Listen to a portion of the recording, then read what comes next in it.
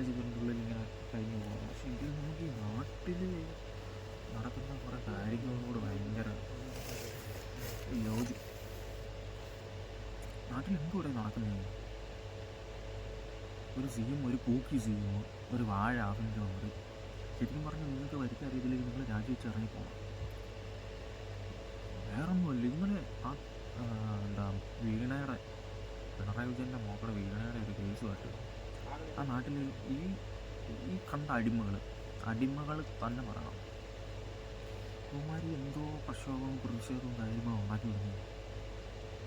ഇവന്മാർക്ക് സ്വയം ചിന്തിച്ചില്ലേ ഇത് പിണറായി വിജയനെതിരെയുള്ളൊരു കാര്യമല്ല, ഇത് ലാവ്ലിൻ കേസൊന്നും അല്ലല്ലോ കുത്തിക്കൊണ്ട് വന്നിരിക്കുന്നത്, ഇത് മാസപ്പടി കേസാണ്. സ്വയം ഒന്ന് ചിന്തിച്ചു നോക്കി.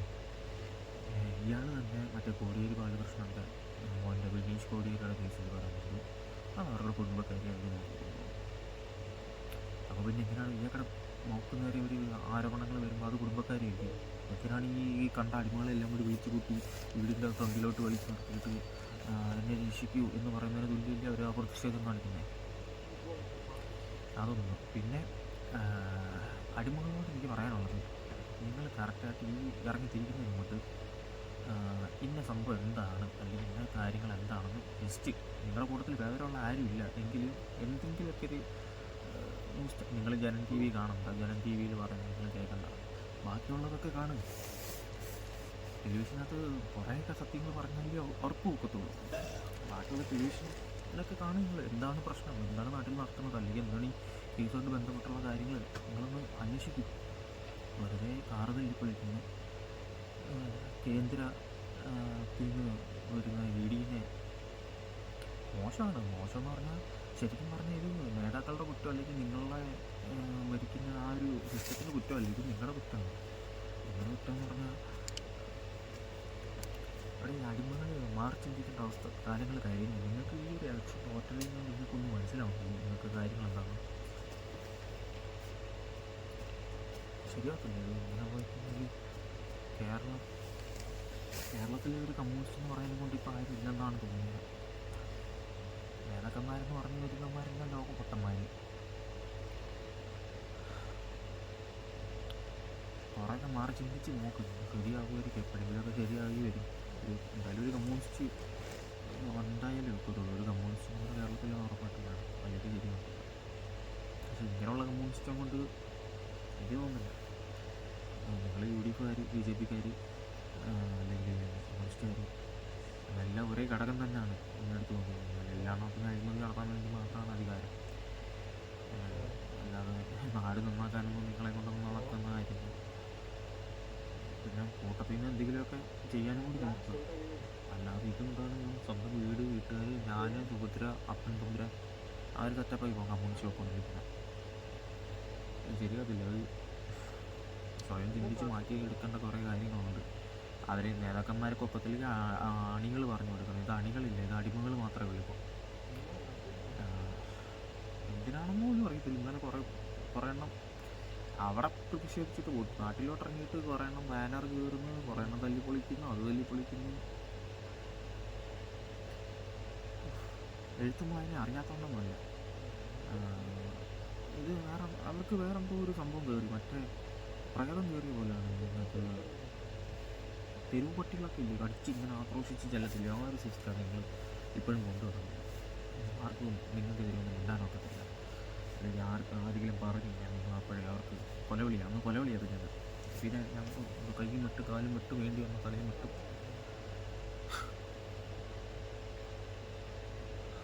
ഒരു ലോജിക്കില്ലാത്ത കുറേ ആൾക്കാർ.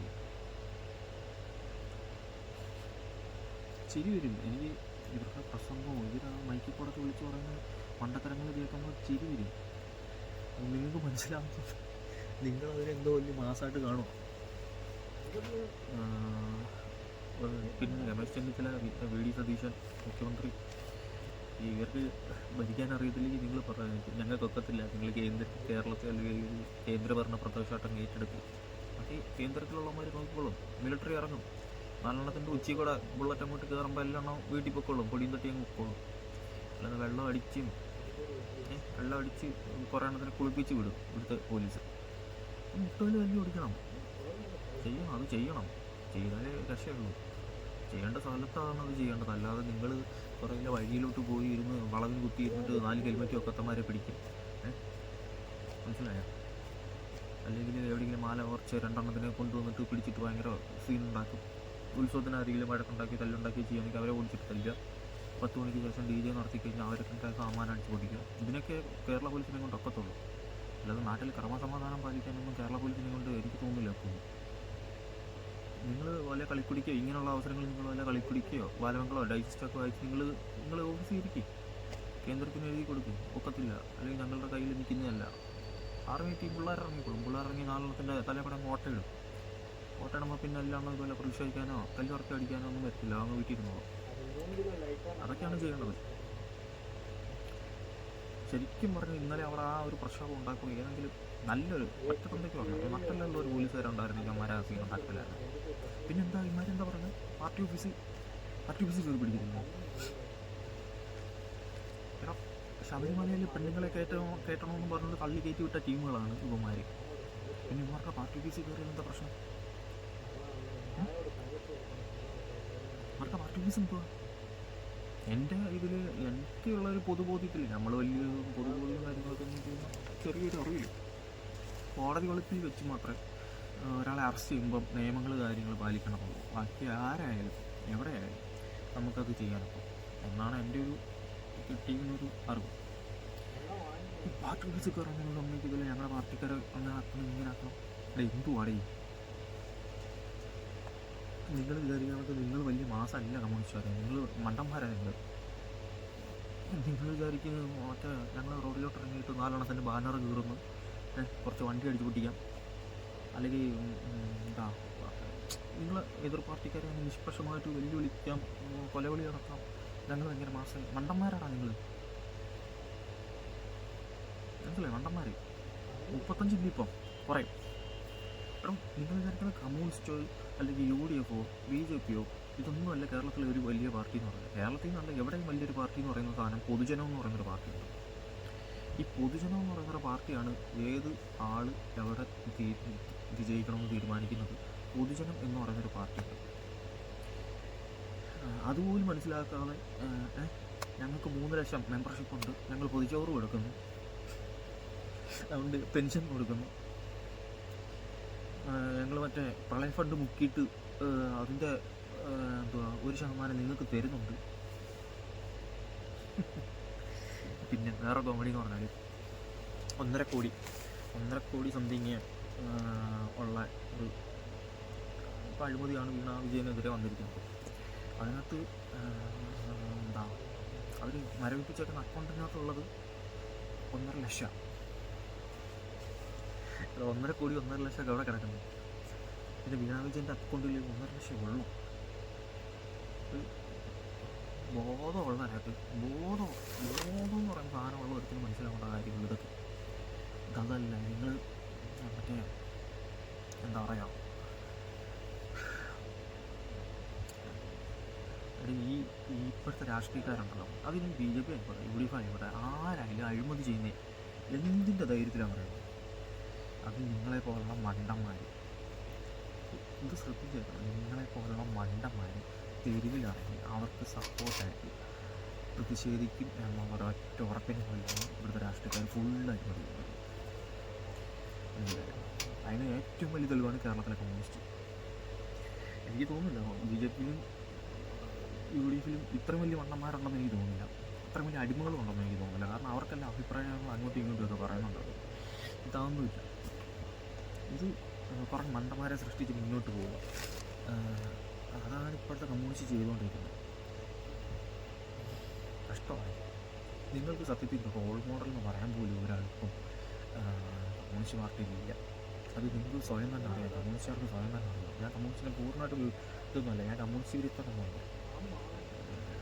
പക്ഷേ നിങ്ങൾക്ക് അങ്ങനെ പറയാൻ പോലും കാര്യമില്ല. അതെങ്കിലും ഉണ്ടാക്കിയെടുക്കാൻ മതി. പിന്നെ പിണറായി വിജയൻ ഞാൻ പിന്നെ കമ്മ്യൂണിസ്റ്റ് നേതാക്കളോട് എന്ത് പറയാനുള്ളതെന്ന് പറഞ്ഞാൽ, എനിക്ക് നല്ല ഒരു പൊതുജനം എന്നുള്ള രീതിയിൽ ഞാൻ ഒരു പൊതുജനമായിട്ടാണ് സംസാരിക്കുന്നത്. അല്ലാതെ ഒരു BJPക്കാരനോ കോൺഗ്രസ്സുകാരനോ ആയിട്ടൊന്നുമല്ല ഞാൻ സംസാരിക്കുന്നത്. ജസ്റ്റ് ഒരു പൊതുജനം.